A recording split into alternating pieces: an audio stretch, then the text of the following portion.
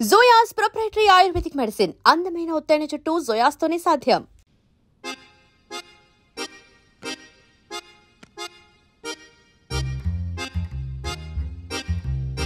ఏడ్రాయిడా నన్ను నాకేం తెలుసు.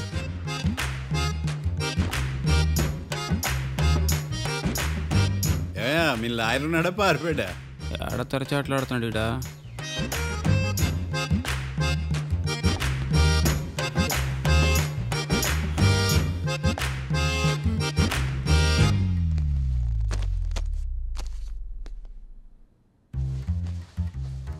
Mister Marthandam, yes. ముందు మీరు లేచి నిలబడండి. ఇదేమన్నా స్కూల్ రోజు నిలబడటానికి? కోర్టుకు టైంకి రావాలని తెలియదా మీకు? ఒళ్ళు ఎలా ఉంది? చల్లగా ఉంది. Order order. మనం నవ్వులు పాలు చేస్తున్న పోయిడా. చల్లగా ఉందా వేడిగా ఉందా అని కాదు నేను అడిగింది. కోర్టుకు ఎందుకు లేటుగా వచ్చారు? ఇదండి కరెక్ట్ ప్రశ్న. ఈ రోజు రావుకాలం ఉదయం 10:30 వరకు ఉందండి. అందుకని కోర్టు బయట వెయిట్ చేశా. రావుకాలం వెళ్ళిపోగానే కోర్టు లోపలికి వచ్చా. నువ్వు నా కోర్టులో ఇలా ప్రవర్తించడం నాకేమీ నచ్చలేదు. ఇది బ్రహ్మాండమైన మాట. ఎంతైనా నెల్లూరోలే కదా. Oh my God. Thank you sir. Mister Marthandam. Yes sir. లేచి నిలబడవయ్యా. Sorry sir.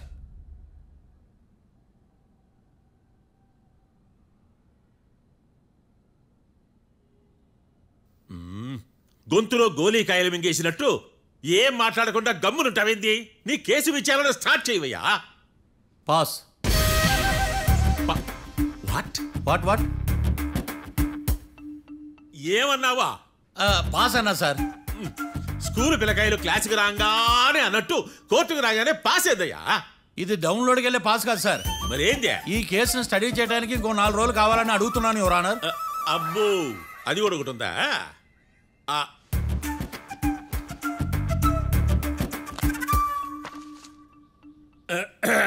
ఈ కేసును వచ్చే సోమవారానికి వాయిదా వేస్తున్నాను. రాకీ, కళ్యాణ్ వీళ్ళిద్దరిని సోమవారం వరకు పోలీసు కస్టడీలో ఉంచవలసిందిగా పోలీస్ శాఖను ఆదేశిస్తున్నాను.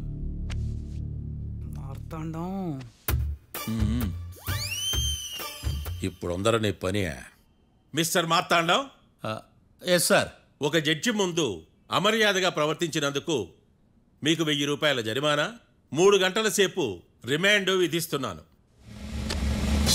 సార్, మీరు సీరియస్గానే నిల్చోమన్నారా? Are you serious about that? అంతే కదా మరే. ఒక్క 3 గంటలు రిమాండ్లో ఉన్న తర్వాత ఇంకా సీరియస్గా మీకు అర్థమవుతుంది. Mister defence lawyer.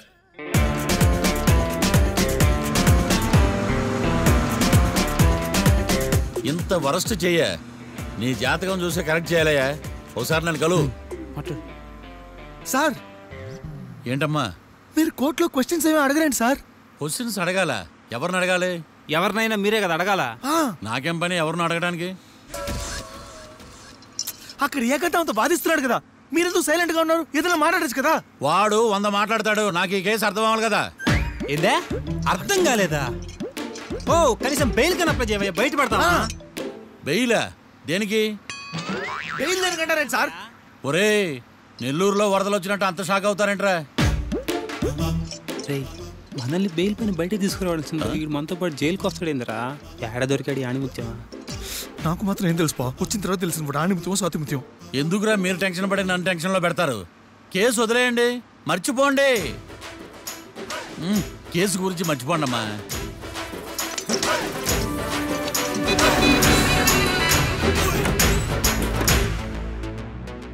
నేను నీ గురించి ఎంతో ఎక్స్పెక్ట్ చేశాను. నిన్ను నా రోల్ మోడల్గా తీసుకున్నాను. కానీ కోర్టులో నీ పర్ఫార్మెన్సెస్ నాకు అర్థం కావట్లేదు. రోల్ మోడలా? నా పర్మిషన్ లేకుండా నన్నెందుకు రోల్ మోడల్గా తీసుకున్నావు? చూడమ్మా, లా చదివితే లాయర్ అవుతావు, నన్ను ఫాలో అయితే ఫూల్ అవుతావు. ముందు నువ్వు కూర్చోమ్మా, కూర్చోమ్మా. రాకిని కళ్యాణ్ని విడిపిస్తావని నేను తీసుకొస్తే నువ్వు వాళ్ళతో పాటు జైలుకి వెళ్ళడం ఏంటి? Intelligent question. నాకు సమాధానం కావాలి. చూడమ్మా, కోర్టులో ఎలా ఉండాలో ఒక్కొక్క లాయర్ ఒక్కో దారి ఎంచుకుంటాడు. నేను ఈ దారి ఎంచుకున్నాను. నేను కూడా లా స్టూడెంటే కదా మావయ్య, నన్నేమైనా హెల్ప్ చేయమంటావా? ఒక పని చేయి, జడ్జి నాకు ఫైన్ వేస్తూ ఉంటాడు, నువ్వు ఫైన్ కట్టినా నిడిపిస్తూ ఉండు. అదే నువ్వు నాకు చేసే హెల్ప్. అది కాదు మావయ్య. అంతే. అంతేనా? Practice makes everyone's perfect. Okay,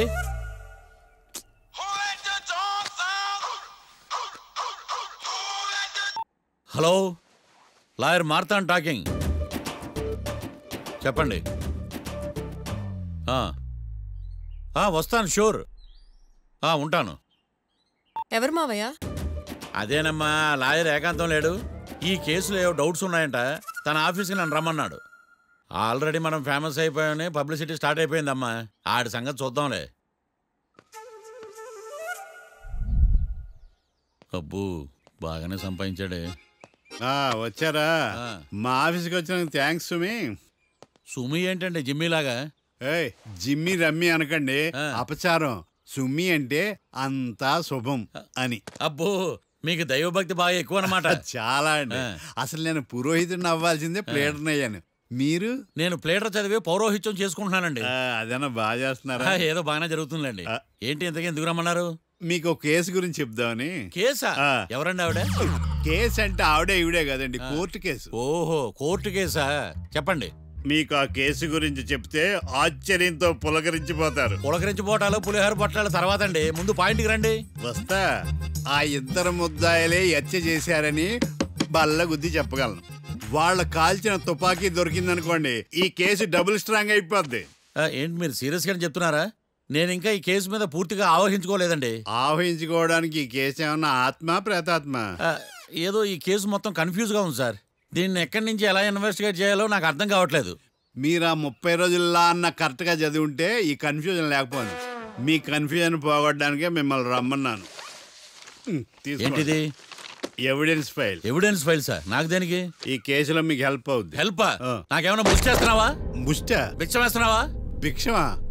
ఏంటండి అంత కఠినంగా మాట్లాడుతున్నారు? కఠినంగా మాట్లాడక కవులుంచుకుని మాట్లాడమంటావా? రెస్పెక్ట్ ఇచ్చి మాట్లాడు. నీకు రెస్పెక్ట్ ఇచ్చేదేంట్రా? రా. అవునరా?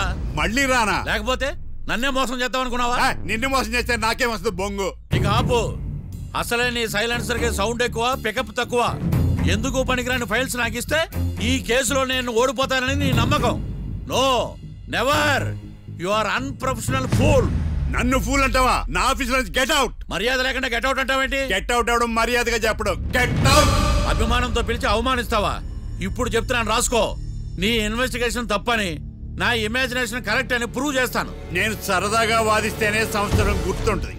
అదే నేను సీరియస్ గా వాదిస్తే నీ కెరీర్ అంతా గుర్తుంటుంది. నా పవర్ ఏంటో నీకు తెలియదు. ఆఫీసులో పవర్ ఉన్నంత మాత్రం నువ్వు పవర్ఫుల్ అయిపోతావా? ఈ కేసులో నిన్ను ఓడించిన తర్వాత నా పేరు ప్రఖ్యాతులు మరింత వెలిగిపోతాయి. వెలిగిపోవడానికి నువ్వేమైనా ఒలింపిక్ జ్యోతివా, జీవన జ్యోతివా? ఆశా జ్యోతివి కూడా కాదు. నేను ఇంతవరకు ఒక్క కేసు కూడా ఓడిపోలేదు. నేను గెలవటానికి నాకు ఇప్పటి వరకు ఒక కేసు కూడా రాలేదు. నా సర్వీస్ లో this is after all one of the cases. ఇది నాకు one and only one case. కొండ బద్దలు కొట్టి చెప్తున్నాను, ఈ కేసు నేనే గెలుస్తాను. నువ్వు కుండ బద్దలు కొట్టి చెప్తే నేను కుంకుడుకాయలు కొట్టి మరీ చెప్తున్నా. ఆ కాయలే పగలు కొట్టి చెప్పుకో. ఈ కేసు గెలిచేది నేనే. డియా జోడి. నేను పోటీలోకి దిగినంత వరకే బారిస్టర్ని. వన్స్ దిగానంటే డిజాస్టరే. నేను కేసు వాదించడం మొదలు పెడితే ఎక్కడ ఆపాలో నాకే తెలియదు. ఒక్కసారి నా ఆచారం పక్కన పెట్టి బరిలోకి దిగానంటే నీ గ్రహచారం మారిపోతుంది. నన్ను కేసు వాదించకుండా ట్రై చేయి, లేదంటే నువ్వు ఓడిపోవటానికి వెయిట్ చేయి. నువ్వు ఈ కేసు గెలవడం ఇంపాసిబుల్. ఇంపాసిబుల్ ఇస్త్రీ పెట్టా. ఈ కళ్ళలో వేడి చూసావా? నా ఒళ్ళు ఎలా కాలిపోతుందో చూసావా? థర్మామీటర్ టచ్ చేస్తే పగిలిపోద్ది. జ్వరం వచ్చిందేమో చూపించుకో. ఇప్పుడు చెప్తున్నా, గుర్తు పెట్టుకో. ఈ కేసు గెలిచేది నేనే. చూద్దాం. ఈ డైలాగ్ లో కొంచెం ఫోర్స్ తగ్గింది. ఈ కేసు గెలిచేది నేనే.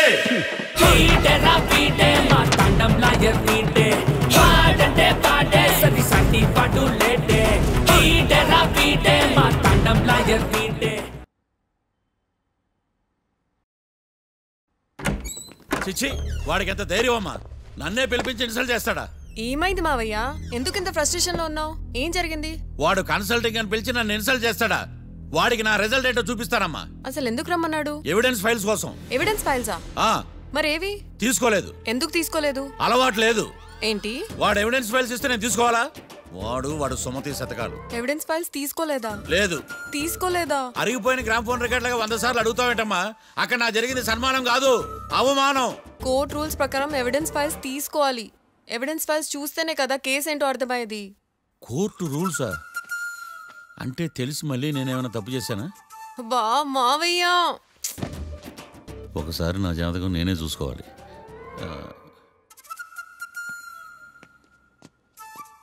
అమ్మ కీర్తి, నువ్వేం బాధపడకు, ఆ ఫైల్స్ తీసుకొచ్చే బాధ్యత నాది. బావా బావా వినపడతాను చెప్పా. ఈ మధ్య జైలుకి పోయిన వాళ్ళందరూ బాగా ఫేమస్ అవుతారా? ఈ లెక్క మనం కూడా ఫేమస్ ఫిగర్సే బావు. రే, ఫేమస్ అవ్వాలంటే ముందు రిలీజ్ అవ్వాలిరా. ఆడి వల్ల మనం వీపీలో ఫేమస్ అవుతున్నాం. కరెక్టే బావా. వాడు కోర్టులో చేసే ఓవర్ యాక్షన్ వల్ల మనకి అబాయిసినట్టుంది.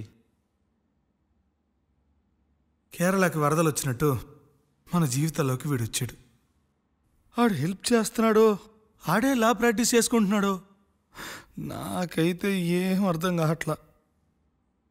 ఛీ, వస్తారా బెయిల్ ఇస్తారా? అయ్యా, వాడైతే మనకి కేసులో గెలిపిస్తాడని నమ్మకమేలే. ఛీ. ఫస్ట్ డే నుంచి వాడిని మనం నెగిటివ్ గానే చూస్తున్నాం. అది కరెక్ట్ కాదు. ఒకసారి పాజిటివ్ గా చూద్దాం. నాకెందుకో వాడు మనల్ని కేసులో గెలిపించి మన జీవితాల్లో దీపాలు వెలిగిస్తారన్న నమ్మకం నాకుంది.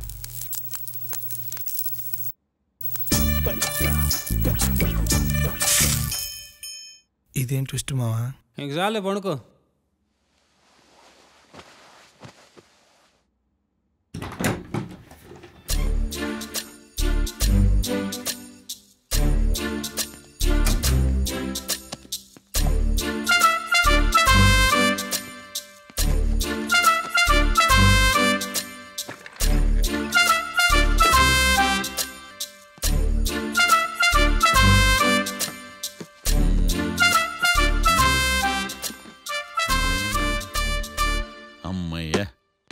దొరికిందిలే దొరికిందిలే. నమస్తే సార్. ఇవి ఎవిడెన్స్ ఫైల్స్ కావా? మళ్ళీ దెబ్బడిపోయింది. జంగిలీ పనులు చేయడానికి సిగ్గులేదు నీకా? ఏమిటి సుమి, ఈ వేళప్పుడు నా ఆఫీస్కి వచ్చావు? ఓ, ఎవిడెన్స్ ఫైల్ కోసమా? ఇది సినిమా కేసులకు సంబంధించిన ఫైలు. లా ఒక్కింత లేదు, చదివాడు గాని. ఒక్కలో తమను పగలంటారా నీ బోందా? School పిల్లకాయ rubber మింగేసినట్టు గమ్మునుంటావేంది? మాట్లాడు. ఎవిడెన్స్ ఫైల్ ఇచ్చినప్పుడు తీసుకోకుండా ఇప్పుడు వచ్చి గుడిసాడు పనులు చేయడమేంది? అప్పుడు తీసుకోవాలనిపించలేదు, ఇప్పుడు అడగాలనిపించలేదు, అందుకే ఇలాగా. చూసారా సార్, సిగ్గు లేకుండా ఎంత మూర్ఖంగా మాట్లాడుతున్నాడు. వీడొకడు సుమి సుమి అంటూ నా ప్రాణాలు తీస్తున్నాడు. సార్, ఎప్పుడు నెగటివ్ గానే మాట్లాడతారు, పాజిటివ్ ఉండదా? ఏం ప్లేడరో గొంతు లేస్తుందే. బ్యాట్స్మెన్ బౌలర్ కలిసి ఎంపైర్ని దెబ్బేసినట్టు మీ ఇద్దరు కలిసి నన్ను టార్గెట్ చేశారండి సార్. అసలు నువ్వు చేసిన పనికి పోలీస్ కంప్లైంట్ ఇవ్వాలి. ఈ విషయం బయటికి తెలిసిందనుకో పరువు పోదు సార్. ఇది ఏమన్నా బయటికి చెప్పుకునే విషయం అండి? పరువు వద్దని తెలిసినప్పుడు ఎందుకు చేశావు? నీ తెక్క దశలు చూస్తా ఉంటే నా రక్తం ఏరులై పారుతుంది. పెన్నా నదిలోనా కృష్ణా నదిలోనా సార్? చింత పిక్కల సాకులు చెప్పడానికి సిగ్గులేదు నీకా? సరే సార్, నేను బయలుదేరుతున్నాను. ఆగో, ఇదిగో ఏకాంతమో ఆ ఎవిడెన్స్ ఫైల్ ఇచ్చి వీడి పీడ వదిలించకూడదా? ప్లీజ్. సరే సార్. ఇట్లా అందరికి చెమటలు పెట్టించే బదులు బెయిల్కి అప్లై చేయొచ్చుగా. బెయిలా? దేనికి? బెయిల్ దేనికంటావేంది? బెయిల్ దేనికి ఇస్తారో నీకు తెలియదా? నీకు తెలుసా? ఒక్క లాయర్ జడ్జి అడిగే ప్రశ్న ఇదే. ముచ్చుకో మాలూం. మాకు మాలూం. అయితే అప్లై చేయొచ్చుగా. మీరు ఎప్పుడు పడితే అప్పుడు బెయిల్ ఇస్తే నేను తీసుకోరండి. నాకు అవసరమైనప్పుడే నేను తీసుకుంటా.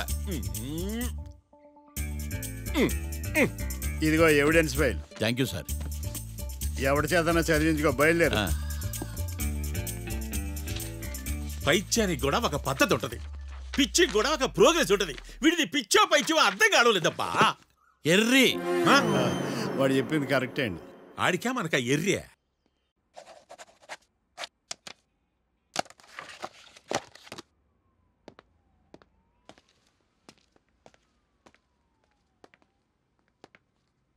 ఎవర్రా వాళ్ళు? Bank staff. ఏంటి అంత సీరియస్గా ఆలోచిస్తున్నావు?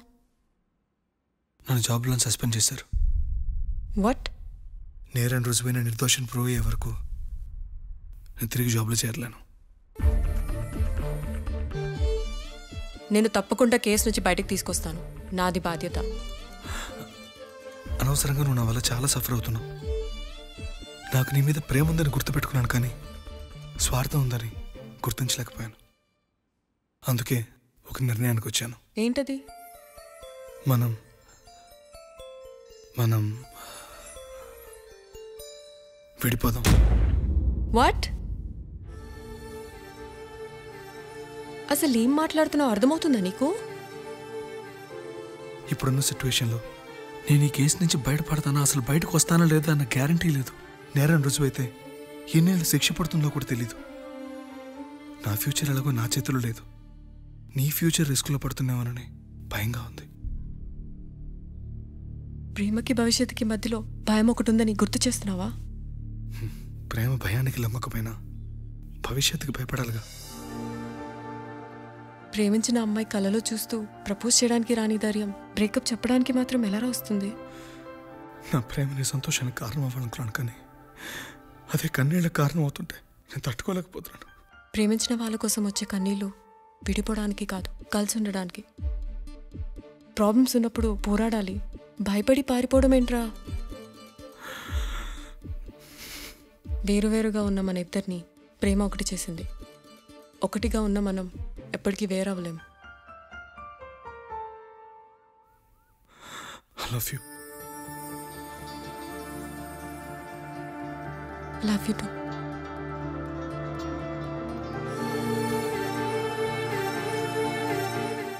సముద్రాన్ని దాటి ప్రేమని జయించడానికి ఇది రామాయణం కాకపోవచ్చు, కానీ ఎన్ని కష్టాలు వచ్చినా ఈ సీత నీకోసం ఎదురు చూస్తుందని మర్చిపోకు.